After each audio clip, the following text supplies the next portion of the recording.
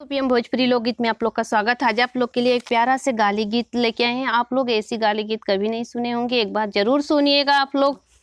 हम समधि जी के गाली ना देब,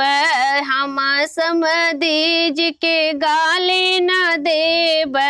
हमारे समधि जी के मुखड़ा छोटा, हमारे समधि जी के मुखड़ा छोटा, जैसे आजम गढ़ के लोटा, जैसे आजम गढ़ के लोटा,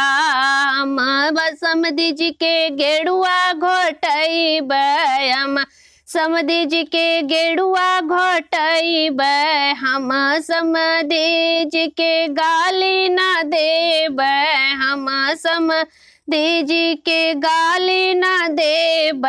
हमरे समधि जी के बड़ी बड़ी अखिया, हमरे समधि जी के लंबी लंबी अखिया, हम समधि जी के चश्मा लगैब, हम समधि जी के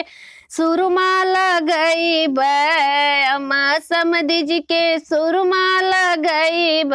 हम समधि जी के गाली ना देब, हम समधि जी के गाली ना देब,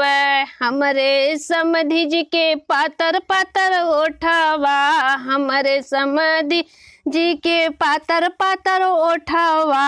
हम अपने समधि जी के लिपस्टिक लगैब, हम अपने समधि जी के लाली लगैब, हम अपने समधि जी के गाली ना देब, हम अपने समधि जी के गाली ना देब।